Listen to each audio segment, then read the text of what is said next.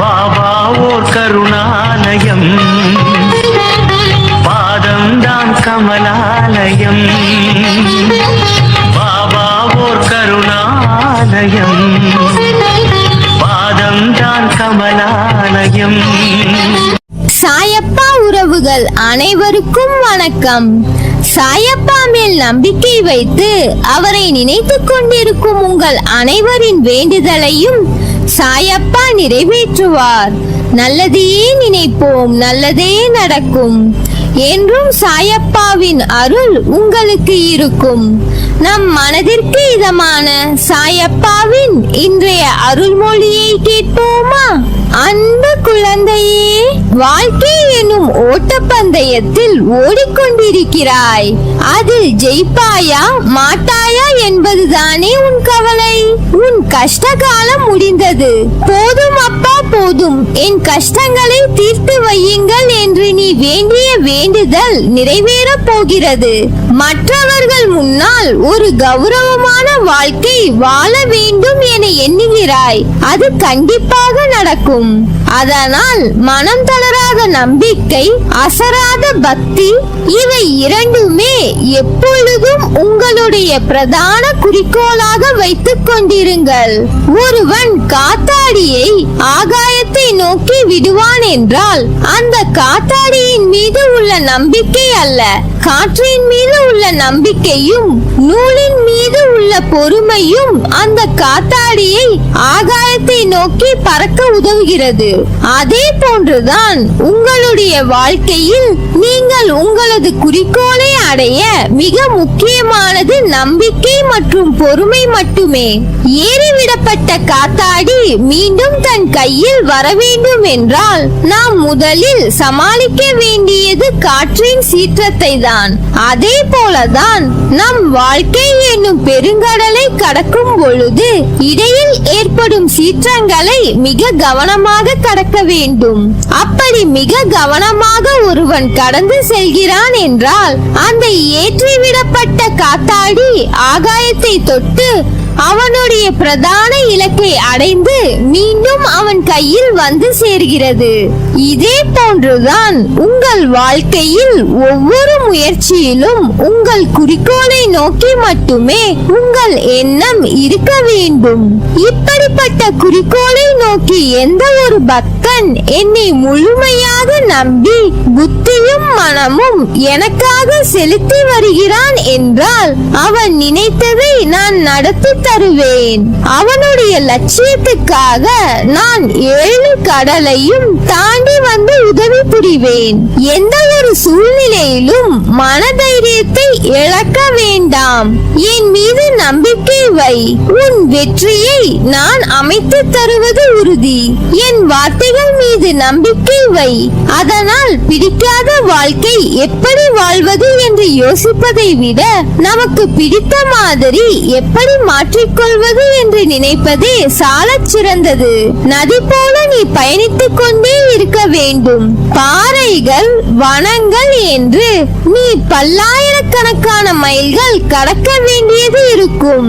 இவைகளை கடந்த பின் தான் சந்தோஷம் என்ற பெரிய சமுத்திரம் கிடைக்கும். வெற்றி பெற அசைக்க முடியாத நம்பிக்கையும் விடாமுயற்சியும் இருந்தாலே போதும். வெற்றி நிச்சயம். எல்லோருக்கும் எல்லாமும் அதற்கு உண்டான வயதில் கிடைப்பது அரிது. ஒருவருக்கு அவர் விரும்பிய வேலை வாய்ப்பு தானாகவே தேடி வருகிறது. இன்னொருவருக்கோ எல்லா திறமைகள் இருந்தும் சரியான வேலையோ அல்லது தொழிலோ அமைவது இல்லை. எனவே உனக்கு ஒன்று கிடைத்து விட்டால் அது கிடைக்காமல் போராடும் மற்றவரை ஏளனம் செய்யாதீர்கள்.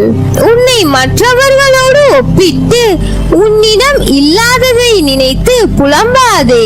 எதிர்காலத்தில் நடக்க விரும்புவதை எல்லாம் கட்டுப்படுத்த நினைப்பது இயலாது.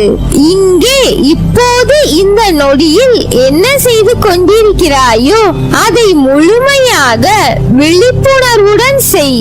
அடுத்த நொடி நிச்சயம் அழகாய் மாறும். தேவைகளை நிச்சயம் பூர்த்தி செய்து கொள்ள முடியும். ஆனால் ஆசைகள் ஓட்டை குடம் போல எப்போதும் நிறைவு செய்ய முடியாது. இதுதான் வாழ்க்கை. இதை புரிந்து கொண்டவர்கள் மட்டுமே மகிழ்ச்சியாக வாழ்கிறார்கள். எனவே கவலை கொள்ளாமல் நிதானத்தோடு நம்பிக்கையோடு உன் கடமைகளை செய். உன்னுடைய துன்பங்கள் எல்லாம் முடிவுறும். நீ எடுக்கும் எல்லா முயற்சிகளிலும் உனக்கு வெற்றி நிச்சயம். என் வார்த்தைகள் மீது நம்பிக்கை வைத்து செயல்படு. யார் உன்னை புறக்கணித்தால் என்ன?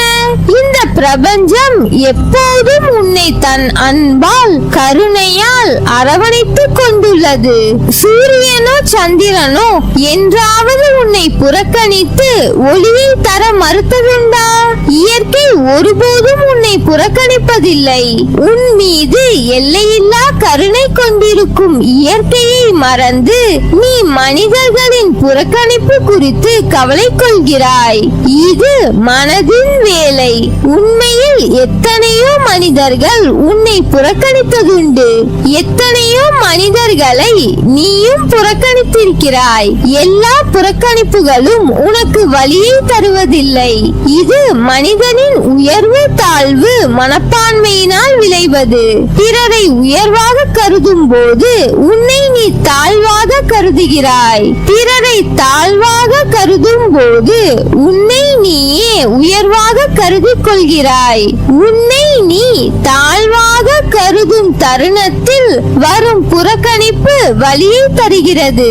உன்னை உயர்வாக கருதும் தருணத்தில் வரும் புறக்கணிப்பு வலி இல்லாமல் உன்னால் கடந்து செல்ல முடிகிறது. இவை அனைத்துமே உன் மனதின் கற்பனை நிலைப்பாடே அன்றி உண்மையில் இயற்கையில் அத்தகைய உயர்வு தாழ்வு எதுவும் இல்லை. சிறு புல்லும் பெருஞ்சூரியனும் இயற்கையில் சமமாகவே உள்ளன. ஆகவே இப்போது உனக்கு தேவை சமநோக்கு பார்வை. தியானம் செய். இயற்கையை நேசி. வலிகள் மறையும். பாராட்டுக்காக ஏங்கும் நேரத்தில் நீ எத்தனை பேரை பாராட்ட மறந்திருக்கிறாய் என்று எண்ணிப்பார். இது இயல்பே என எண்ணு. வேகமாக சென்று கொண்டிருக்கும் போது பார்க்கும் இயற்கை அழகை நின்று பார்க்க நேரம் இருப்பதில்லை. அதற்காக இயற்கை தம் அழகை குறைத்துக் கொள்வதில்லை. அது இயல்பாய் இருக்கிறது. அதுபோல் இயல்பாய் கடமையை செய். எல்லாம் மாறும். உன் மனம் மாறினால் ஒன்றை பெற சில போராட்டங்களை தாண்டித்தான் வர வேண்டும்.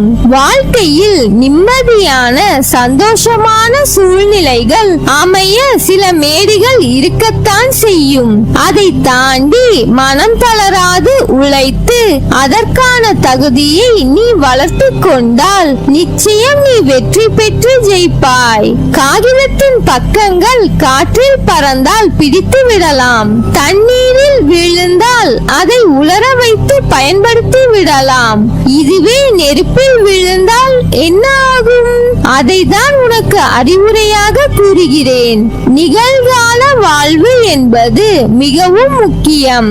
எதிர்காலம் நல்லதாய் அமைய வேண்டும் என்றால் நான் கூறுவதை காதில் வாங்கிக் கொண்டு உன் புத்தியிலும் மனதிலும் அதை பதித்து அந்த இடத்தில் அமர்த்திவிடு அந்த எண்ணங்களை.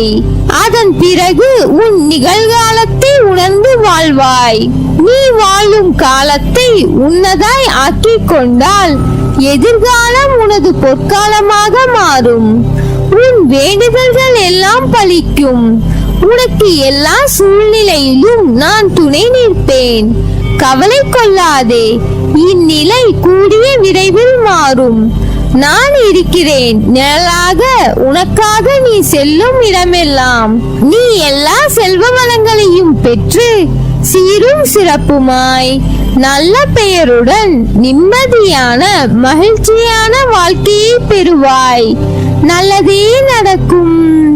நீ என் பரிபூர்ண அருளும் ஆசீர்வாதமும் அன்பும் பெற்ற என் செல்ல பிள்ளை.